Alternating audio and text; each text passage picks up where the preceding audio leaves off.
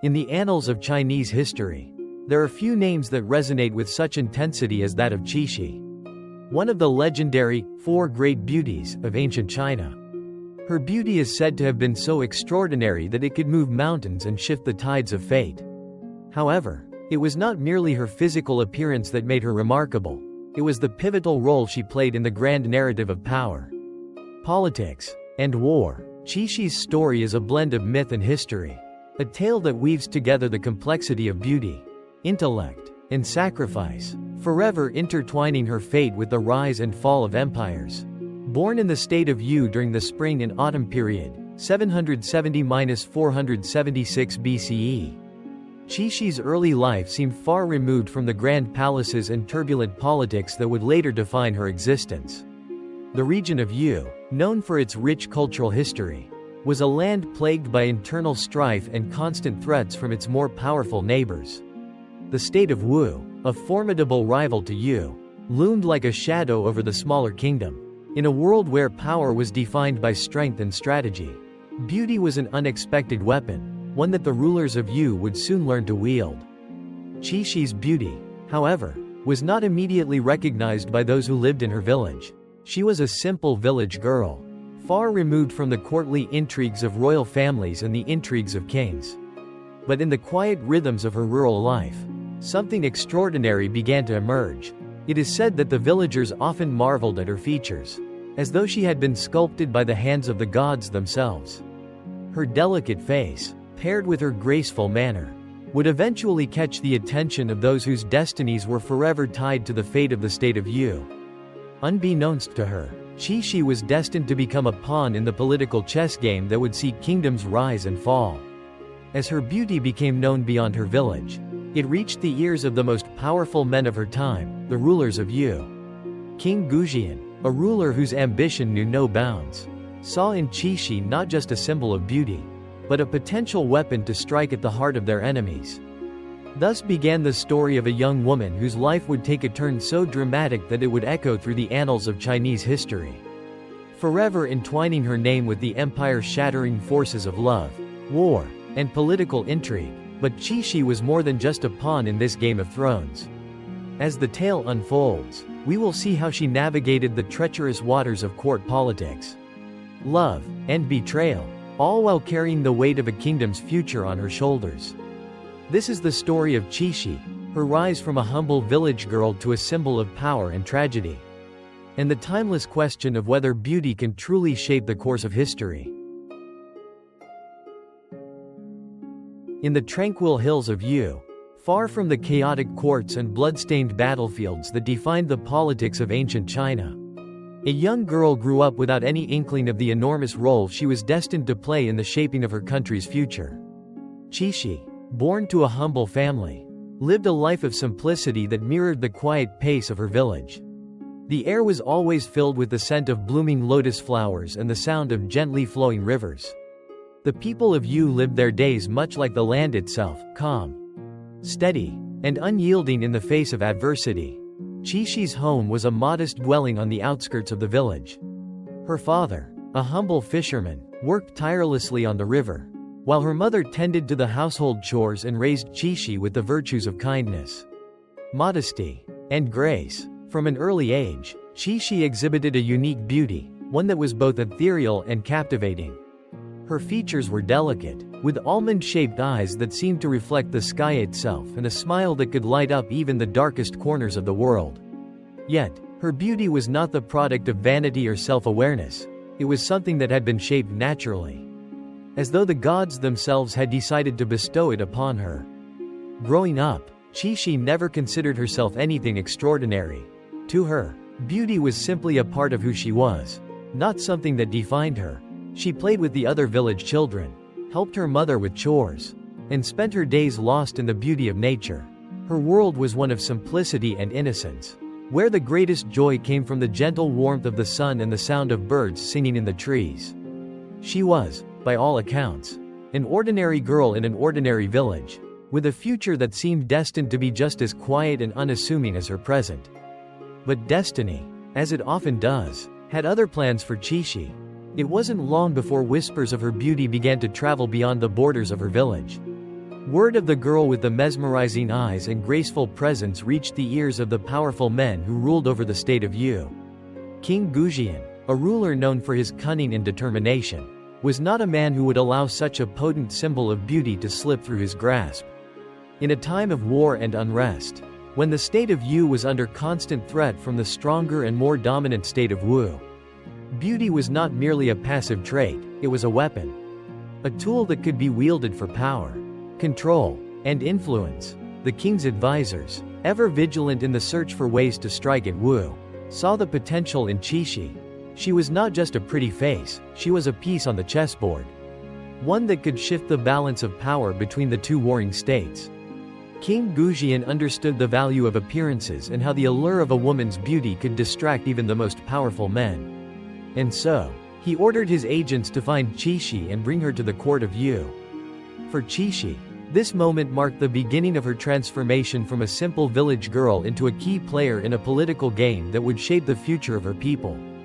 Her innocence and simplicity were about to be put to the test in a world where beauty, power, and ambition intersected in a dangerous dance. When Xishi was first approached by the agents of King Gujian, she had little understanding of the forces that were at play. She was merely a girl who had been taken from her home. And at first, the notion of being chosen for something as grand as the court seemed like an impossible dream. But it was not a dream, it was the reality of a world that was far beyond her comprehension.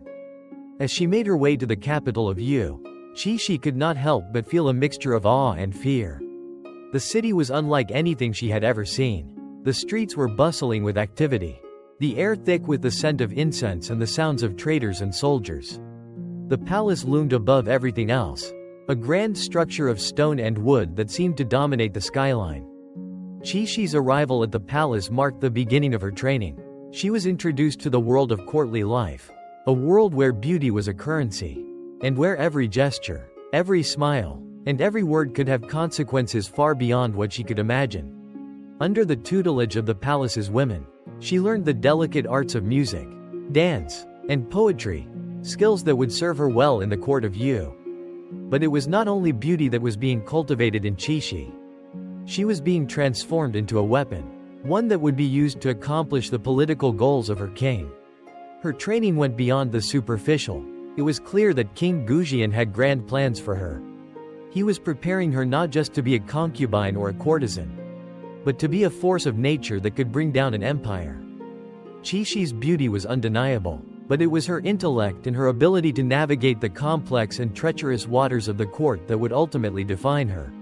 She quickly became a favorite among the court's most powerful men, and whispers of her beauty spread like wildfire throughout the kingdom. It was in these early days at court that Xishi began to understand the magnitude of the role she was expected to play. She was no longer just a village girl with a pretty face, she was a piece of living strategy. A tool in the hands of a ruler who saw her as a means to an end. But as her beauty and influence grew, so too did the weight of her role. Xishi was becoming a symbol of power, not just in Yu, but in the entire region. Her beauty, once a simple gift, was now a double-edged sword, a force that could be used to destroy as much as it could build. The young girl from the village was now a woman on the brink of becoming one of the most famous and controversial figures in Chinese history. Little did she know, her destiny was about to take a dramatic turn, and the path she had been set upon would forever alter the course of her life and the fate of the kingdoms around her. As Xishi settled into her new life at the court of Yu, she began to realize the vastness of the world she had been thrust into. The once tranquil village girl was now part of a kingdom embroiled in a bitter struggle for survival against the much stronger and wealthier state of Wu. In the heart of this ancient rivalry, Xishi found herself playing a role far more significant than she could have ever imagined. She was no longer just a beautiful face, she had become a living symbol of the state's ambitions. A pawn in a much larger game of power and politics. King Gujian, a man whose intellect was as sharp as his ambition, had devised a plan to use Xishi's beauty as a weapon against Wu. The state of Wu, ruled by the powerful and capable Emperor Fu Chai, was a formidable adversary. Known for his military prowess and shrewd political acumen, Fu Chai had set his sights on conquering the neighboring states, including Yu. Yet, there was one weakness that Fu Chai could never seem to overcome: his obsession with beauty. This obsession, combined with his arrogance and overconfidence, would prove to be his undoing, and Xishi was the key to exploiting that flaw. King Gujian's strategy was simple yet brilliant. He would send Xishi to the court of Wu, where her unparalleled beauty would distract and ensnare the senses of Emperor Fu Chai. By doing so, he hoped to weaken the emperor's focus on his military campaigns and political decisions, creating an opening for Yu to strike. But this was not a task for the faint of heart. Xishi would have to use every ounce of her grace, charm, and intelligence to navigate the treacherous world of Wu's royal court. At the palace of Wu, Xishi was introduced as a woman of extraordinary beauty, and it wasn't long before her presence was noticed by the emperor himself. Fu Chai, known for his lust for beautiful women, was immediately captivated by her. He summoned her to his chambers, and from the moment he laid eyes on her, he was lost. Her allure was intoxicating, and it seemed as though every man in the court, from the highest-ranking officials to the common soldiers, was struck by her beauty. But Xishi was no fool. She understood the role she had been given, and although she could not deny the power that her beauty held, she also knew that it was a dangerous game she was playing. Beneath the surface of her charm, Xishi was calculating, aware that her every move was being watched, that every smile and every gesture could have profound consequences. She was not merely there to entertain the emperor. She was there to fulfill a mission far greater than herself. The fate of her kingdom rested on her ability to manipulate Fu Chai, to turn his obsession into a weapon that would ultimately lead to his downfall. As the days passed, Xishi's influence over Fu Chai grew stronger. She was no longer just a concubine or a courtesan. She had become the object of his deepest desires, and he could think of little else but her. His once sharp political instincts began to dull. Clouded by his infatuation with Xishi, he spent more and more time in her company, often ignoring the counsel of his advisors and the needs of his kingdom. His obsession with her beauty consumed him, and as a result, he became increasingly careless with the affairs of state. But Xishi's role was not without its challenges. While she had succeeded in capturing Fu Chai's heart, she was constantly walking a fine line. She knew that her true loyalty lay with King Gujian and the state of Yu. Yet she could not afford to appear disloyal or ungrateful to the emperor. Every move she made had to be calculated to ensure that she maintained her position while subtly influencing Fu Chai's decisions. Her training in the palace of Yu had prepared her well for this moment. She was no longer just a simple girl from the village. She had become a master of the arts of courtly intrigue, able to manipulate the desires and weaknesses of those around her. Her beauty was no longer the only weapon she wielded. She had learned to use her intellect and her ability to read people to her advantage. As Xishi's influence grew, so did the tension between the states of Yu and Wu. King Gujian, ever watchful, was carefully monitoring the situation. He understood that the longer Fu Chai remained distracted by Xishi, the more vulnerable Wu would become. But he also knew that the stakes were high. If Fu Chai discovered the true purpose of Xishi's presence at his court, it would spell disaster for both Xishi and the kingdom of Yu. Thus, King Gujian bided his time, waiting for the right moment to strike. Meanwhile, in Wu, Fu Chai's obsession with Xishi continued to grow. His ministers and military leaders began to voice concerns about his neglect of state affairs. But their warnings fell on deaf ears. The emperor, consumed by his desire for Xishi, ignored the growing threats from Yu and other rival states. The once mighty empire of Wu, built on the strength of its military and its strategic prowess, was beginning to show cracks in its foundation. But even as Fu Chai's kingdom weakened, Xishi found herself torn between her duty to Yu and the growing attachment she felt for the emperor. Her beauty had been used as a tool of war, but as she spent more time with Fu Chai, she began to see the man behind the emperor. His charm, his intelligence, and his vulnerability began to draw her in, and she couldn't help but wonder what might have been had she not been used as a pawn in this deadly game. Despite these inner conflicts, Xishi remained resolute in her mission. She knew that the fate of Yu, and perhaps even her own life, depended on her ability to maintain her position and continue to influence Fu Chai.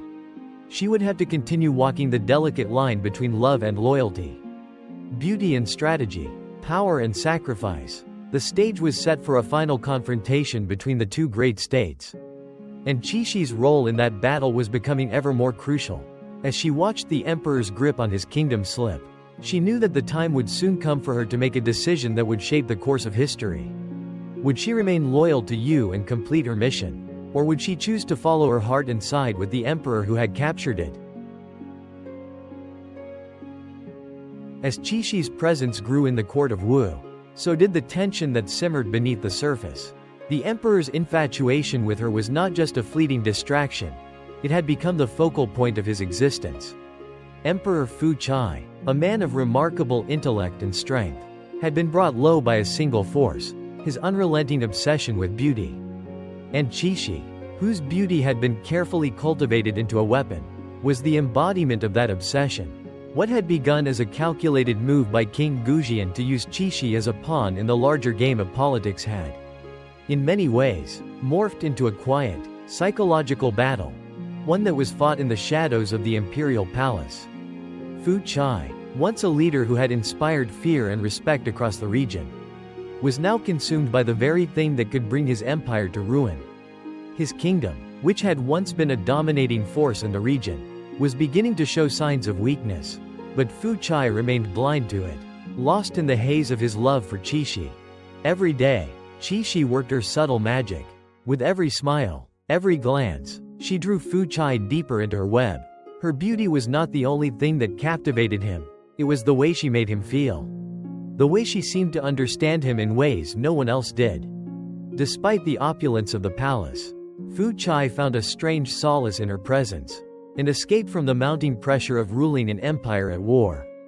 But Xishi's role was not one of pure affection. Behind her gentle demeanor lay a mind as sharp as any strategist.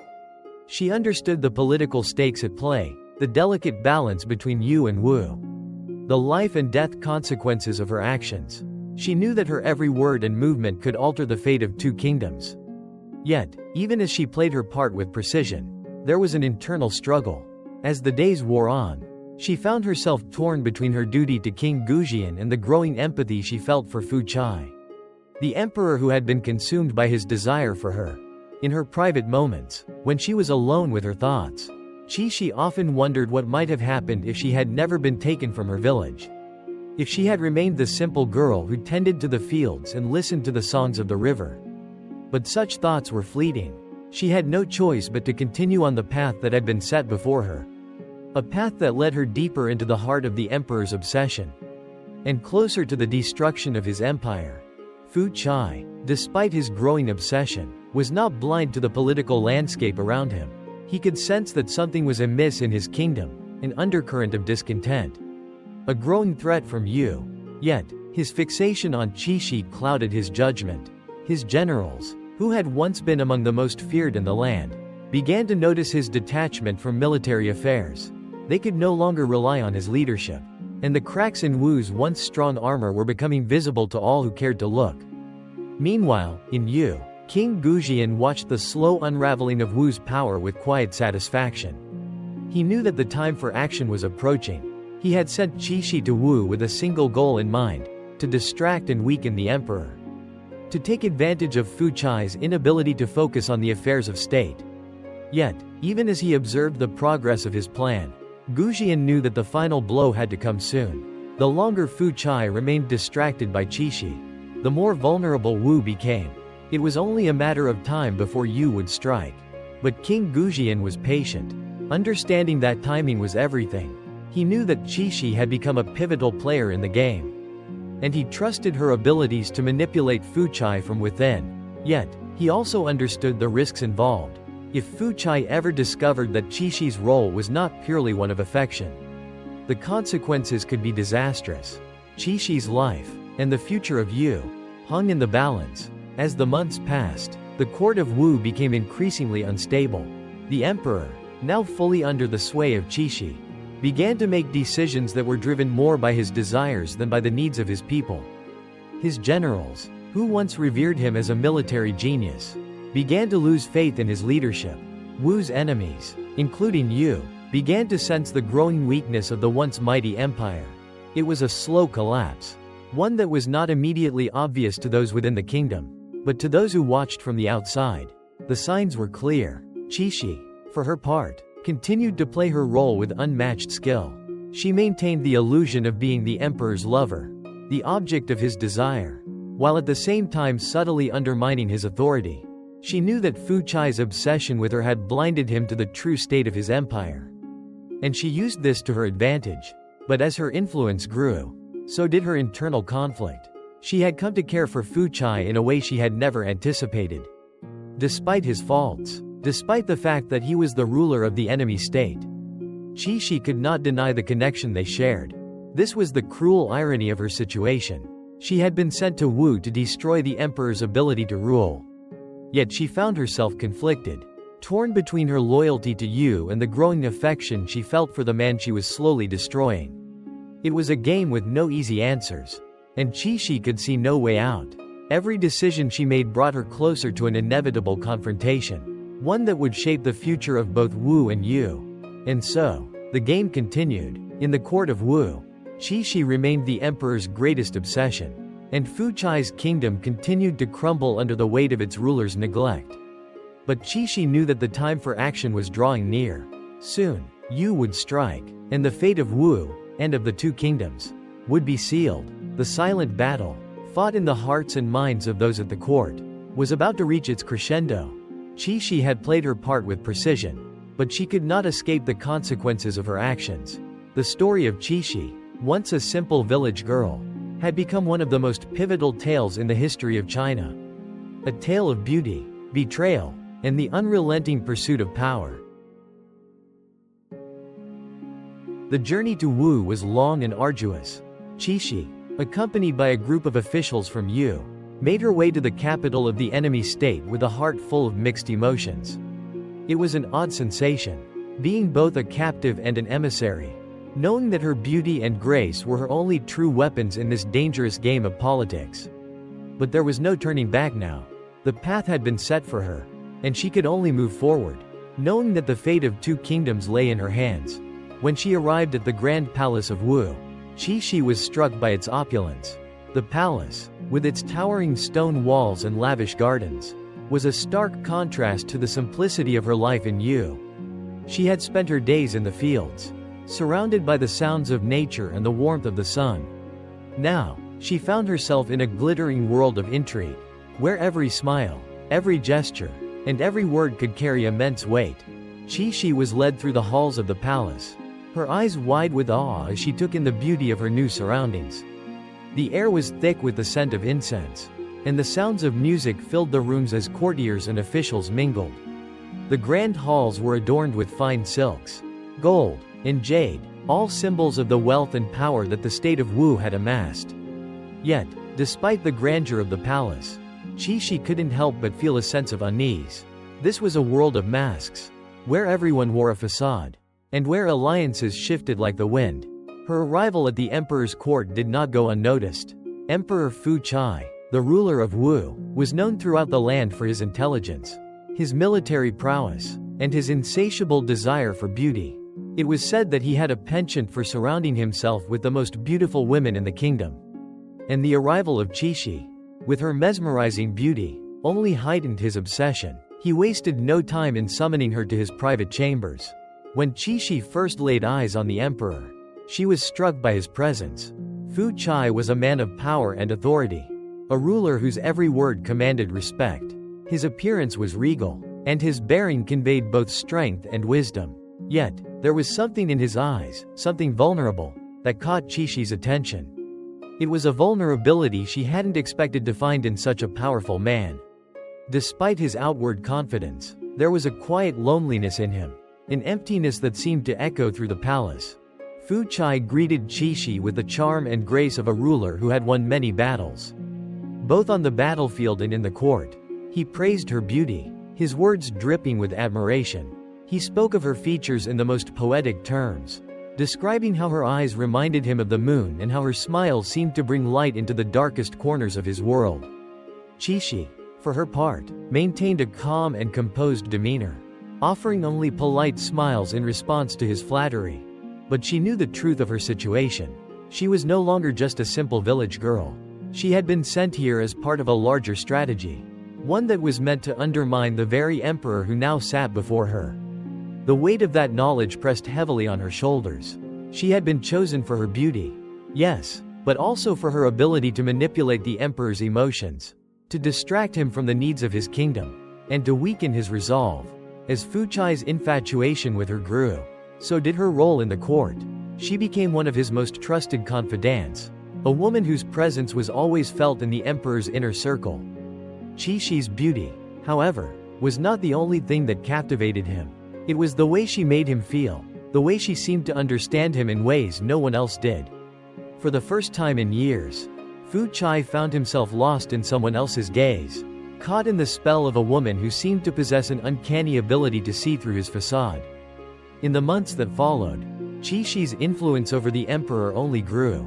Fu Chai, who had once been a shrewd and calculating ruler, found himself increasingly distracted by his infatuation with her. His attention, once focused on the affairs of state and military strategy, now turned almost entirely toward her. He sought her counsel on matters of both personal and political nature, hanging on her every word, and deferring to her in ways that seemed uncharacteristic for a ruler of his stature. Xishi, for her part, played the role assigned to her with remarkable skill. She was careful not to push Fu Chai too far, to keep him enamored but not suspicious. She maintained the illusion of being a loyal companion, someone who cared deeply for him and who could offer him the solace he so desperately craved. Yet, beneath this surface, she was always aware of her true mission. She was not here for love, but for the future of her kingdom. Every smile, every laugh, every touch was part of a larger plan.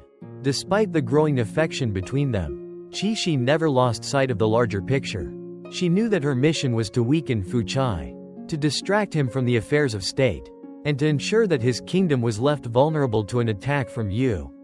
But as the days passed, she found herself facing a growing internal conflict. She had come to care for Fu Chai in ways that she had not anticipated.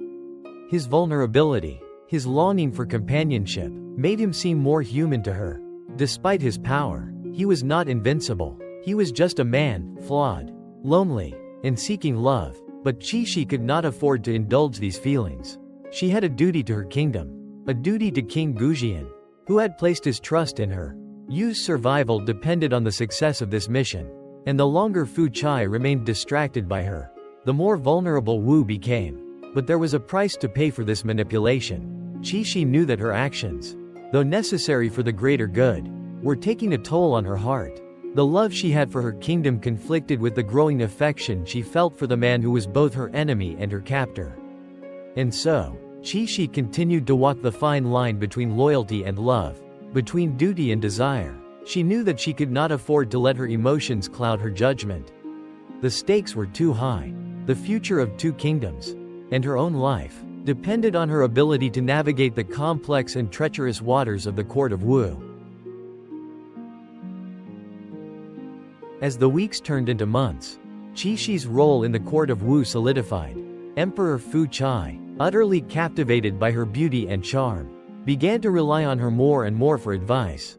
His ministers and generals, once the pillars of his rule, watched helplessly as the emperor's attention shifted almost entirely toward Xishi. They could no longer deny the growing distraction that she had become. And the once powerful ruler of Wu was beginning to lose his grip on the affairs of state. In the grand halls of the palace, where political decisions had once been made with careful deliberation, now, only whispers and laughter echoed. Fu Chai would seek out Xishi's counsel on everything, from the smallest matters of daily life to the most pressing state affairs. At first, her advice was subtle and harmless, given with a smile and a calm voice that belied the storm that raged beneath the surface. But as time passed, Xishi's influence over the emperor deepened. She began to steer him away from his advisors, slowly chipping away at the once unified front that had held Wu together.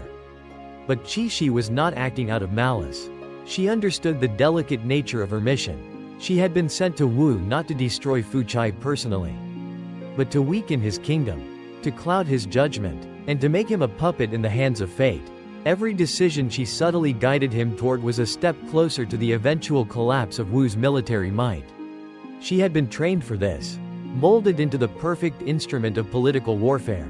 Yet, despite her calculated moves, Xishi could not entirely rid herself of the growing conflict in her heart. Her role in the court of Wu, which had once seemed so clear-cut, was becoming more complicated. Fu Chai, though a king with flaws, was not the monster she had expected him to be. There was kindness in his eyes, a tenderness that betrayed the ruthless ruler he portrayed to the world. His desire for her was not simply the lust of a ruler for a beautiful woman, it was something deeper. Something more genuine. Xishi often found herself torn between her duty to Yu and the affection that was slowly developing for Fu Chai. She had come to see the man behind the emperor's mask, and though his obsession with her was undoubtedly a weakness, she couldn't help but pity him. The loneliness that Fu Chai felt, despite his grandeur and power, became increasingly apparent as Xishi spent more time with him. He was a man burdened with the weight of leadership, yet unable to share it with anyone, not even those closest to him. In their private moments, Fu Chai often confided in Xishi. He would speak of his ambitions for Wu, of his hopes for the future, and of his inner struggles. His words were filled with vulnerability, a side of him that no one in the court had ever seen. To Xishi, he was no longer just the emperor of Wu, the man who threatened her homeland. He was a man, lost, lonely, and searching for something more than the power and glory that had consumed him. But Xishi could not afford to let her feelings interfere with the mission she had been sent to accomplish. She had to remind herself that the future of Yu rested on the success of this scheme. She had been entrusted with the delicate task of weakening Wu, and that meant keeping Fu Chai distracted, keeping him from making the decisions that would solidify Wu's dominance. Each day she spent at his side was a step closer to fulfilling her mission, but also a step further from the life she had once known. Her influence on Fu Chai grew not only in private moments, but also in public affairs. Slowly, Xishi began to insert herself into the political decisions of the court. When the emperor struggled to make a decision, he would turn to her. When he needed someone to offer counsel, it was Xishi who would speak. She became a trusted advisor, a position that allowed her to subtly manipulate the direction of Wu's policies. As Fu Chai's judgment became clouded by his feelings for Xishi, his ministers grew increasingly concerned. They saw that the emperor was no longer the sharp, calculating ruler he had once been. His obsession with Xishi had left Wu vulnerable, and the empire's once feared military might was beginning to wane. The generals of Wu, once a source of immense power, found themselves sidelined as Fu Chai became more and more captivated by the woman at his side. But it wasn't just Wu's military that was in jeopardy. Xishi's actions began to have a ripple effect on the political landscape of the region. Rumors of Wu's growing weakness began to spread to Yu's enemies. States that had once feared Wu's power began to see an opportunity to strike. The balance of power in the region was slowly tipping, and Fu Chai, oblivious to the consequences of his actions, remained lost in his infatuation with Xishi. For King Gujian of Yu, the situation was unfolding perfectly. His plan was working. Every day that Fu Chai spent in the thrall of Qishi's beauty was a day that Wu's strength eroded. Yu's military forces, though smaller in number, were becoming more formidable as the rival state grew weaker. Gujian knew that the time was drawing near. Soon, Wu would be ready to be toppled. But even as her role in the court of Wu deepened, Xishi could not help but feel the weight of her actions. She had been sent to Wu as a weapon, a means to an end. But in the process, she had become something more. The simple village girl who had once known nothing of war and politics had transformed into a key player in the most dangerous game of all, the game of empires. As the final confrontation between Yu and Wu loomed ever closer, Xishi knew that the time for action was fast approaching. She had played her part, and now it was time for the kingdom of Yu to strike. But as she prepared for the eventual clash, Xishi could not shake the feeling that no matter how the war ended, she would be forever changed by the experiences and emotions she had encountered in the court of Wu. The seasons passed, and with each passing day, Fu Chai's infatuation with Xishi only grew deeper. His obsession consumed him in ways that even he couldn't have predicted. The emperor, once a ruler who made decisions with precision and strategy, had now become a man blinded by his desires. It was as though the very essence of his power had been siphoned away, leaving him vulnerable and distracted. For Xishi, this growing influence over Fu Chai was both a triumph and a burden. On one hand, She had successfully achieved her mission, to weaken Wu through the emperor's obsession. Yet, with each moment she spent with Fu Chai, the deeper her internal conflict grew. Her role was clear: she was to be the catalyst for Wu's downfall. And yet, as she watched the emperor struggle with his inner turmoil, she couldn't help but feel sympathy for him. He was not a tyrant, not a monster, but a man who had been undone by the very thing that was supposed to bring him joy: love. The once mighty and self-assured ruler was now a shell of his former self. Fu Chai's generals had begun to notice the cracks in his leadership. The once strong military of Wu, which had been feared across the land, was now disorganized, its soldiers distracted, its commanders questioning their emperor's judgment. The military campaigns that Fu Chai had once directed with brilliance were now floundering. The great emperor, who had once known how to strike fear into the hearts of his enemies, was now paralyzed by his desire for Xishi. The ministers of Wu, too, began to grow uneasy. They had always seen Fu Chai as a man of vision, a leader who would guide Wu to greatness. But now, they saw only a king who was losing his grip on reality. Wu's enemies, sensing the growing weakness, were becoming emboldened. Small skirmishes broke out on the borders, and rival states saw the opportunity to press their advantage. Yet Fu Chai seemed oblivious, more interested in the whispers of Xishi's voice than the rumblings of war on the horizon. As the political landscape shifted, Xishi found herself standing at the center of a whirlwind. She had successfully completed her task of distracting Fu Chai. But at what cost? The man who had once seemed so invincible was now fragile, consumed by emotions he couldn't control. The emperor's obsession with her had led him to neglect the very duties that had once made him great. And with every passing day, the empire he had built grew weaker. Xishi could not deny the role she had played in this unraveling. Her beauty had been a weapon, a tool of war. But now, it seemed to have become something more than that. The line between duty and affection was blurring, and she found herself questioning her own motivations. In the quiet chambers of the palace, where the flickering candlelight cast long shadows on the walls, Fu Chai would often seek solace in Xishi's presence. He would talk to her, confide in her, asking for her advice on matters of state. He had come to trust her judgment more than that of his most trusted advisors. Xishi, ever the strategist, would offer her words carefully, weighing every sentence, knowing that the fate of Wu rested on the subtle manipulations she could make. But even as she advised the emperor, she couldn't help but wonder whether her actions were doing more harm than good.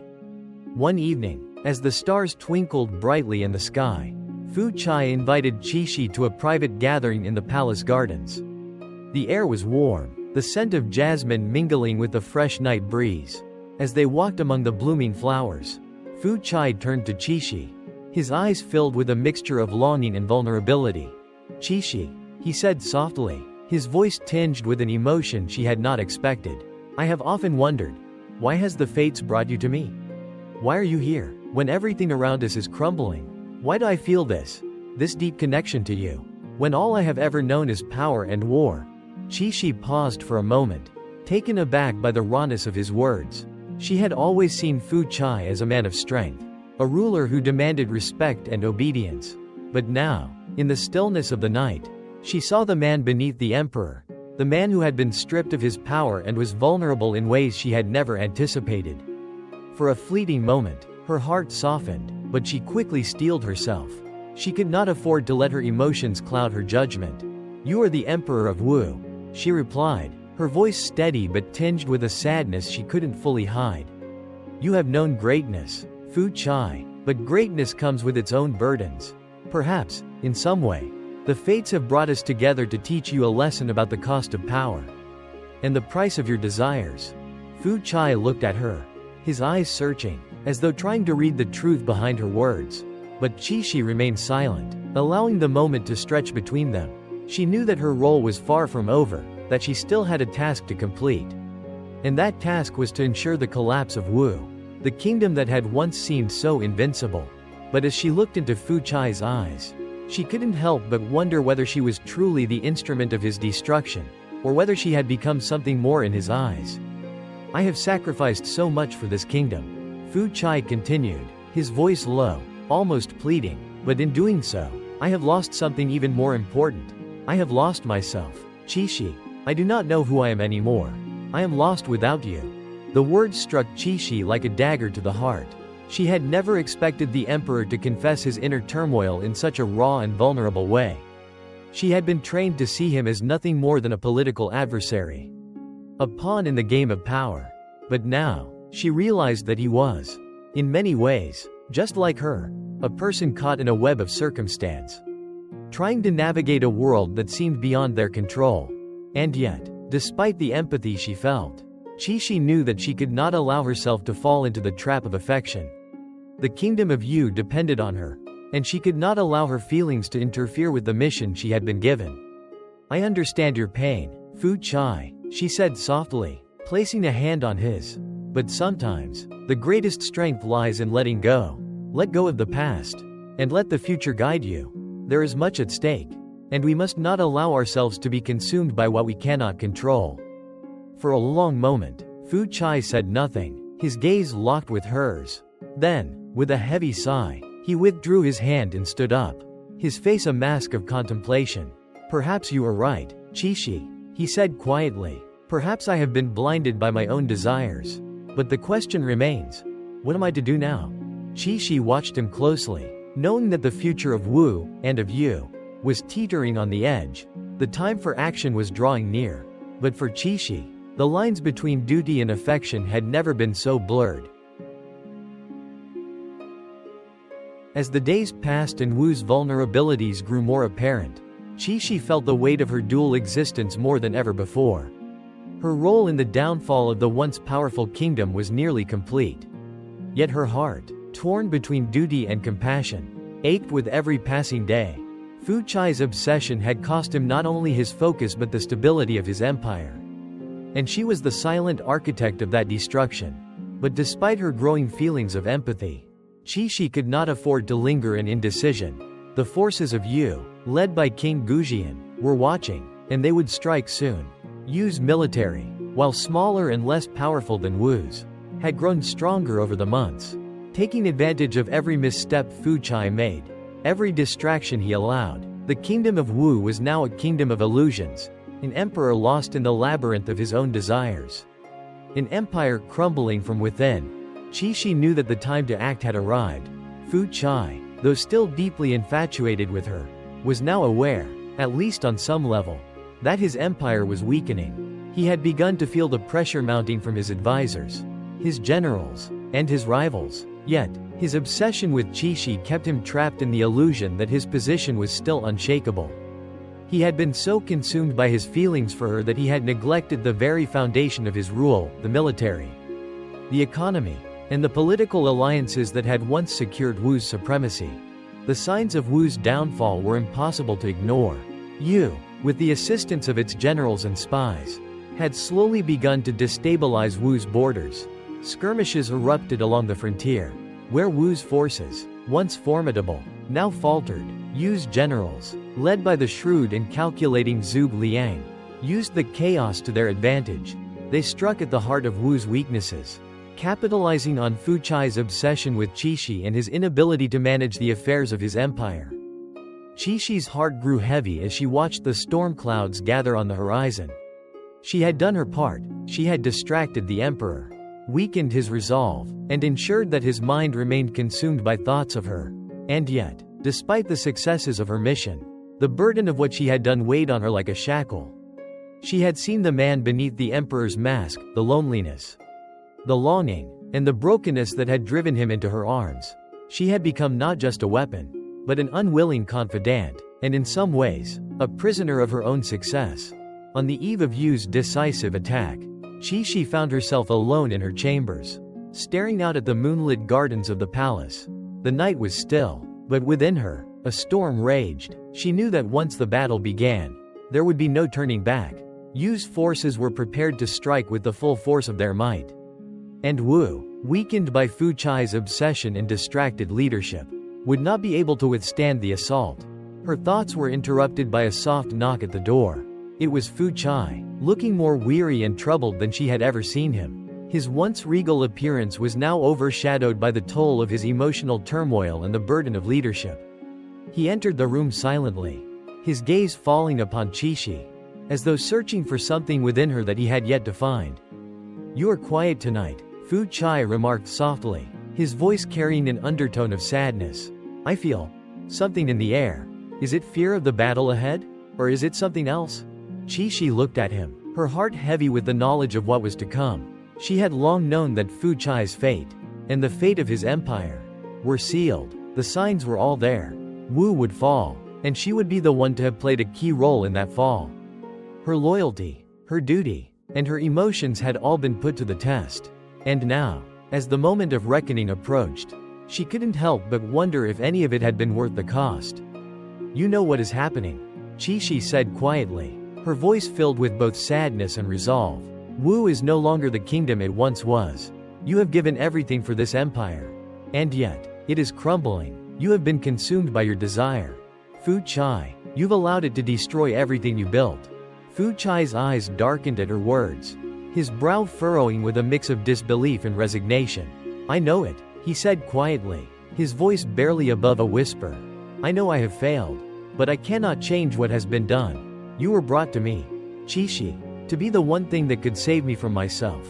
But it seems, I have lost not just my kingdom, but you as well." Xishi turned to face him, her heart aching with the weight of his words. It was true, she had been the one who had come to him, the one who had filled the void he so desperately needed to escape. But now, as the impending storm of war loomed closer, she saw the truth more clearly than ever before. She had never been able to save him from his own demons. And in the end, she could not save Wu from its inevitable collapse. "You have lost more than your kingdom, Fu Chai," Xishi replied softly, her voice carrying a sadness that only time could bring. "You have lost yourself, and I have lost what little I had of my own. I have been a part of this destruction, and for that, I will never forgive myself." For a long moment, they stood in silence, the weight of the truth hanging between them. Fu Chai seemed to realize the depth of the situation, the enormity of the loss that was about to come. He had lost his empire. And now, in the quiet of that night, he was losing the one person who had been by his side, Xishi. "I will not ask you to stay," Fu Chai said finally, his voice breaking, "but I want you to know that, in my heart, you have always been more than just a tool, more than just a weapon. You were my salvation, my hope, and now, I have nothing left." Xishi nodded, her eyes misted with unshed tears.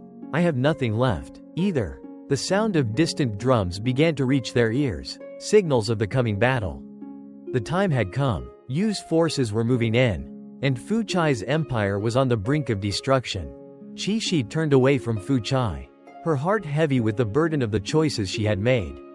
She had come to Wu as a pawn, a weapon, but in the end, she had become something far more complex, a woman torn between loyalty to her homeland and a deep, unspoken sympathy for the man who had been both her captor and her lover.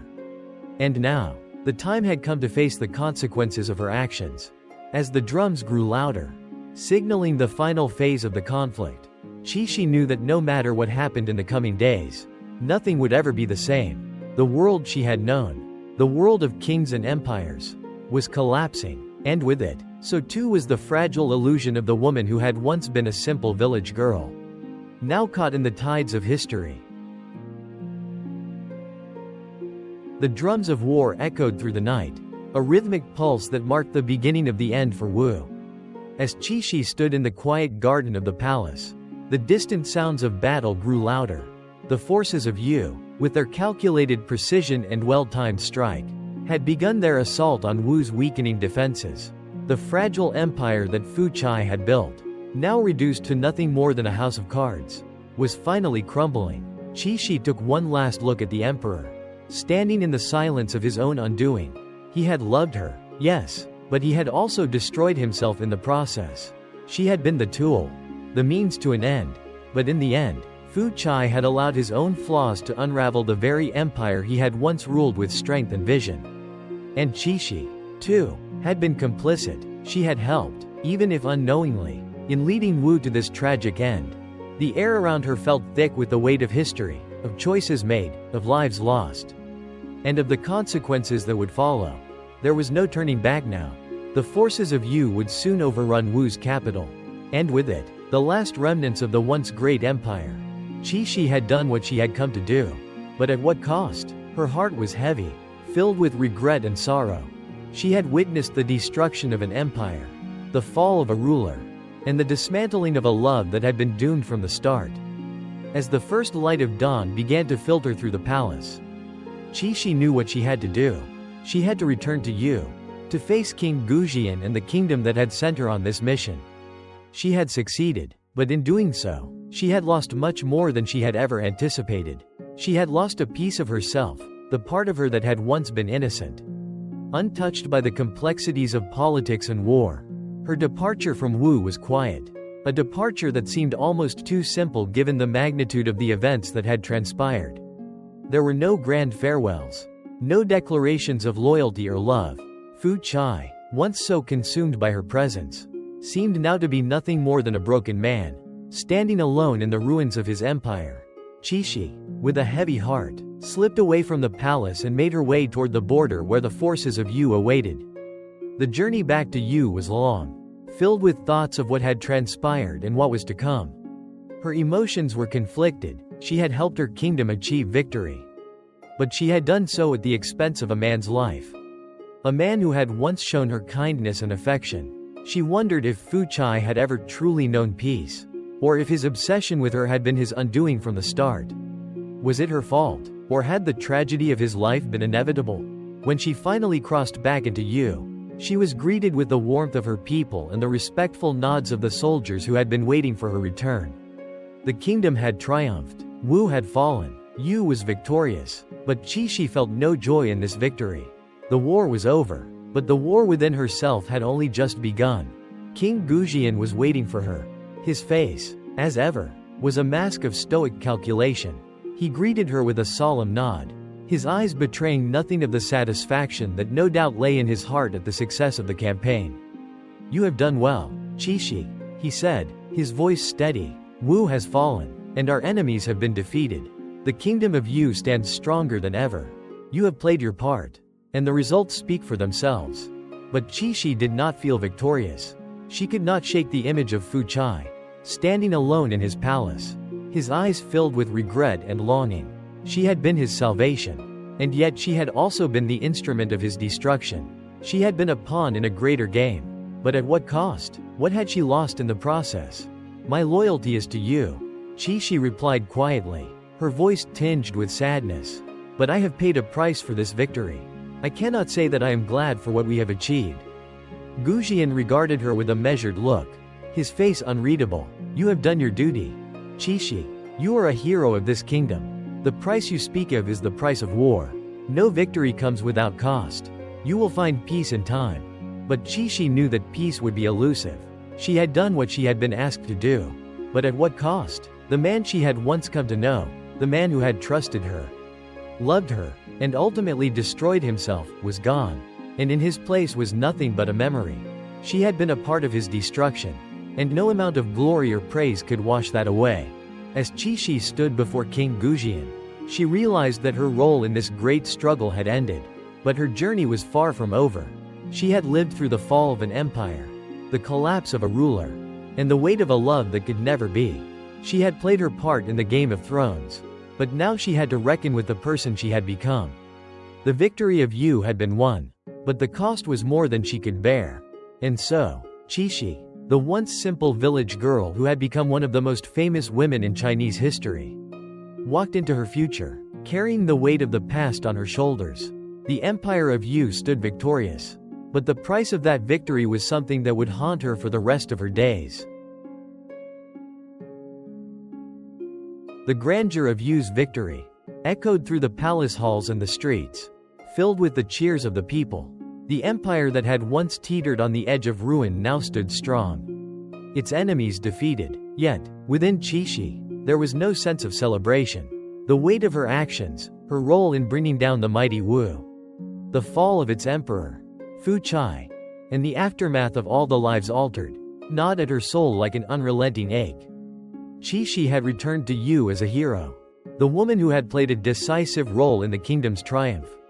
The king, King Gujian, had praised her, celebrated her as a symbol of Yu's strength and cunning. But Xishi's triumph felt hollow. In her heart, She had not only lost the innocence of the life she once knew, but also her sense of self. She had become a symbol, a tool of war, a piece in a larger game, a game where people were sacrificed, destinies altered, and empires destroyed. Her beauty, which had been the weapon of the state, had come to represent the complex cost of war. It was no longer a simple gift, but a burden that she carried every day. Beauty, once something that had simply defined her, had now become a weapon that had led to the downfall of an emperor and the loss of her own peace. Xishi spent her days in the royal court, fulfilling her duties, accepting praise, and attending ceremonies, but in her heart, she was somewhere else, lost in a labyrinth of regret. Every time she looked out the window at the bustling city of Yu, she couldn't help but see the image of Fu Chai, standing alone in the garden of his palace, his eyes full of sorrow and longing. That image, now indelible in her mind, was a constant reminder of what she had helped destroy. There were whispers in the court about Xishi's inner turmoil, while the people adored her as the heroine who had turned the tide of the war. Those closest to her began to see the cracks in her facade. Her once serene and composed demeanor was now frequently shadowed by moments of deep reflection. A far cry from the confident woman who had so masterfully manipulated events to ensure Yu's victory. Xishi often retreated to her private chambers, seeking solace in the quiet. There, she would remember the simple days of her childhood in the village, where the weight of an entire kingdom had not rested on her shoulders. She would think of the rivers that ran near her village, the mountains that loomed in the distance, and the peaceful nights under the stars. Those memories, so distant now, felt like a dream, an impossible reality that had slipped away the moment she was pulled into the world of politics, power, and war. One afternoon, as Xishi walked through the royal gardens of Yu, she was approached by King Gujian. His gaze was as calm as ever, his expression unreadable. He looked at her for a long moment before speaking. "Xishi," he began, his voice steady, "you have done more for this kingdom than any soldier or general could ever hope to achieve. You have been a key player in our victory. And yet, I sense a sorrow in you, a sorrow that cannot be easily dismissed." Xishi's gaze faltered for a moment, then met his. "Victory comes at a price, my lord," she said quietly. "I have done what was asked of me, but the cost is more than I ever imagined. I have lost more than just a kingdom. I have lost myself in the process." Gujian studied her carefully, his sharp eyes narrowing. "You speak of loss, but you have also gained something. Yu is stronger than it has ever been. The state is secure, and our enemies are defeated. You have played your part, Xishi, and it is time for you to understand that the price of peace is often paid in silence." Xishi shook her head, the words of the king doing little to ease the turmoil inside her. "I may have helped secure peace for you, but what of the peace within myself? I have been used as a weapon. My beauty, my presence, my very being has been part of a plan that led to the death of an emperor, to the destruction of everything he once held dear. How am I to find peace in that?" King Gujian paused, considering her words carefully. He understood more than anyone the complexity of the situation, but he had never been one to entertain feelings of weakness or regret. "Xishi, you are not to blame for what has happened.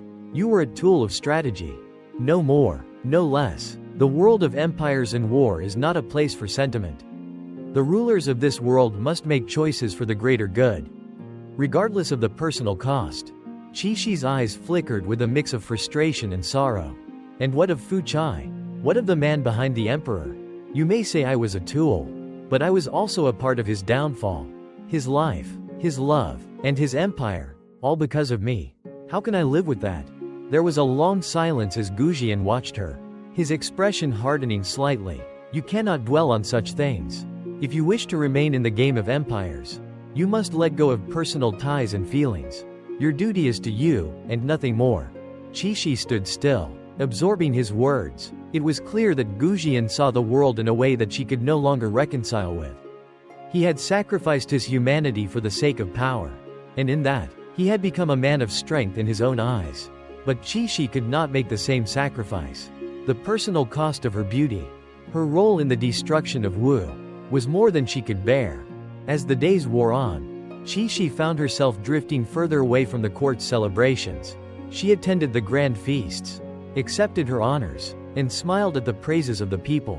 But it was all a hollow performance. A performance that had become her prison. Her true self, lost in the web of strategy and war, was fading into the background, overshadowed by the hero that the kingdom had created. One night, as she sat alone in her chamber, staring out over the city of Yu, Xishi realized that she could no longer live in this world of political games and royal duty. She had given everything for her kingdom, but what had she truly gained? Her love for Fu Chai, the loss of an empire, and the war that had shaped her, all weighed on her heart. In that moment, Xishi made a decision. She would leave Yu, leave the court behind, and seek out the peace that had eluded her for so long.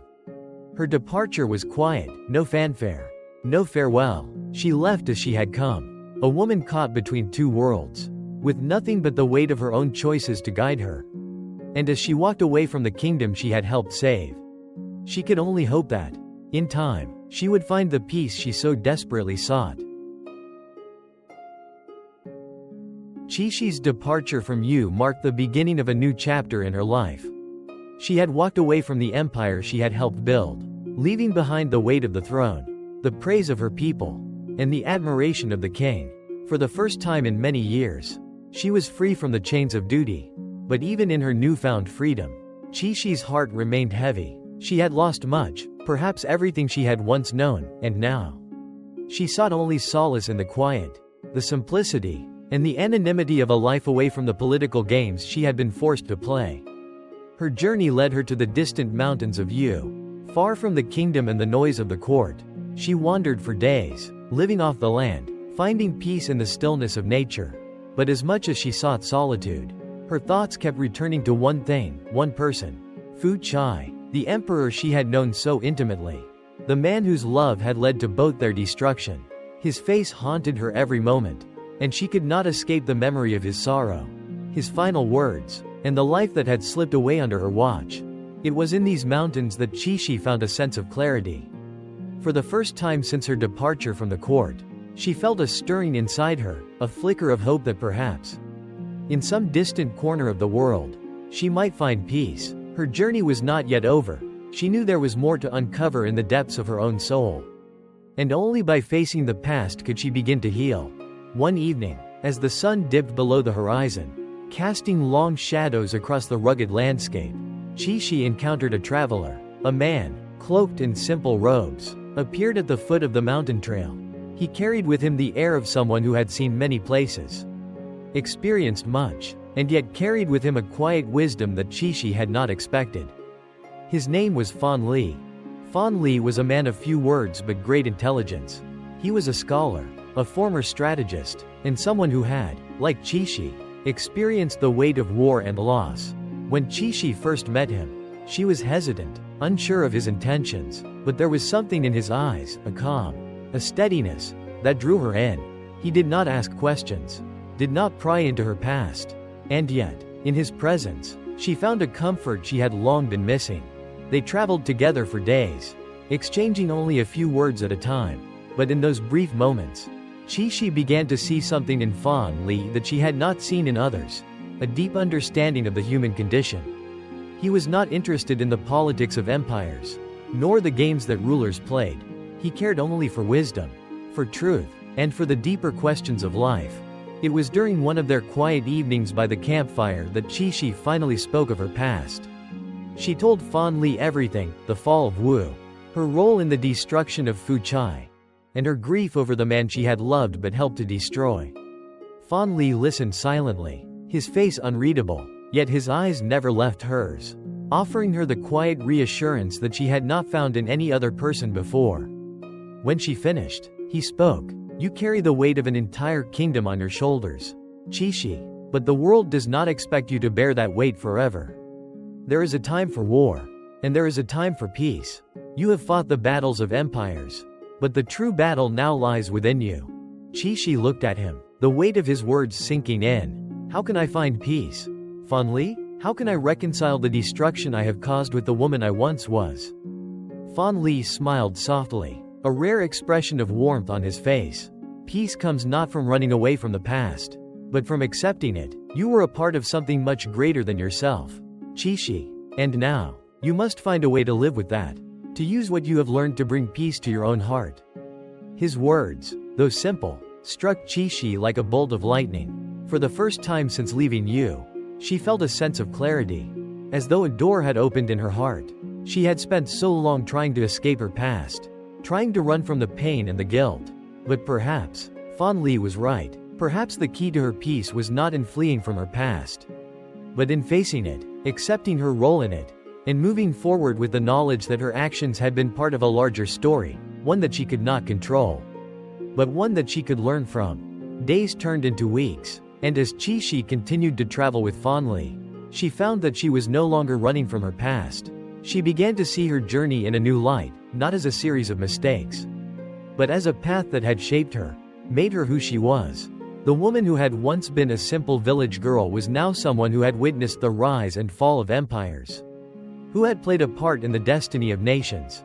But she was also someone who had the power to choose her own future. And as she stood at the edge of a quiet river one evening, gazing at the reflection of the moon on the water, Xishi knew that her journey had just begun. She had once been a pawn in a game of politics, a tool used to achieve the ambitions of others. But now, she was free to define her own path. The past had shaped her, but it would no longer control her. With Fan Li by her side, Xishi knew that she could begin to heal.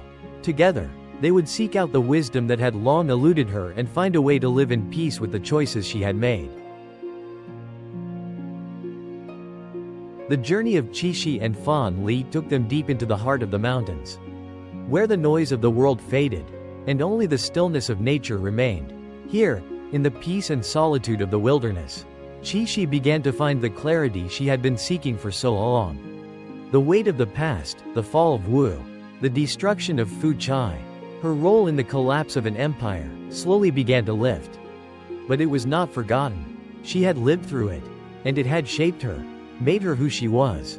And in time, she came to understand that true peace could only be found by accepting the truth of her journey, with all its triumphs and tragedies. As the seasons change, Xishi and Fan Li continued to travel, not with the intention of running away from their past, but to seek wisdom and understanding. They visited distant temples, learned from sages and philosophers, and explored the deeper truths of existence. For Xishi, this was a form of atonement, a way to come to terms with the woman she had been and the person she was becoming. Fan Li, ever patient and wise, never pushed her to forget her past. Instead, he taught her the importance of forgiveness, of forgiving herself for the choices she had made, and of accepting that some things were beyond her control. It was not about erasing the past, but about learning from it, growing stronger because of it. And in this, Xishi found a new sense of purpose. In the years that followed, Xishi's name became a legend in its own right. Her story was told in whispers across China, a tale of beauty, power, love, and loss. She became both a symbol of strength and a symbol of tragedy. Her beauty, which had once been a weapon, was now remembered as the catalyst for the rise and fall of empires. And though the people of Yu celebrated her as a hero, Xishi knew that her true legacy lay in the lessons she had learned, lessons about the cost of power, the consequences of desire, and the importance of finding peace within oneself. In time, Xishi and Fan Li settled in a quiet village far from the courts and the politics of the kingdoms. They lived simply, tending to a small garden, sharing stories, and learning together. Xishi found joy in the simple things, the beauty of the sunrise, the quiet of the night, the laughter of children, and the companionship of Fan Li, who had become more than just a mentor. He was a companion in the truest sense of the word, someone who had shown her that there was more to life than the ambition and power that had once consumed her. As Xishi grew older, she became known in the village not just for her beauty, but for her wisdom. People would come from near and far to seek her counsel, to hear the stories of her travels, and to learn from the lessons she had accumulated over the years. She spoke of peace, of finding balance, and of the importance of accepting one's past without letting it define them. In the end, Xishi had found a way to heal, not just herself, but others as well. But even as she shared her wisdom, she never forgot the man she had once loved. Fu Chai, the emperor who had been consumed by his own desires, was a part of her story that would never fade. She had helped bring about his downfall, but in the quiet of the night, when she closed her eyes, she still saw his face. His love, his loss, and his tragic end were as much a part of her as anything else. As Xishi sat by the river one evening, watching the water flow past, she thought back to the days when her life had been ruled by the politics of empires. She had once been a pawn in a Game of Thrones, a tool used by kings and generals to further their own agendas. But now, she had become something else, a woman who had learned the true meaning of peace. Not from the victories she had achieved, but from the lessons she had learned through her mistakes, her regrets, and her self-forgiveness. The legacy of Xishi, the woman who had brought down an empire with her beauty and her heart, lived on, not in the stories of battles won, or empires fallen, but in the quiet wisdom she had gained from a life well lived. Her story was one of redemption, of finding peace after tragedy, and of learning that true power came not from controlling others, but from understanding oneself. And so, Xishi's journey came to its end, not with the triumph of a kingdom, but with the quiet peace of a woman who had finally come to terms with her past and found a new purpose in the simple, quiet life that awaited her in the mountains.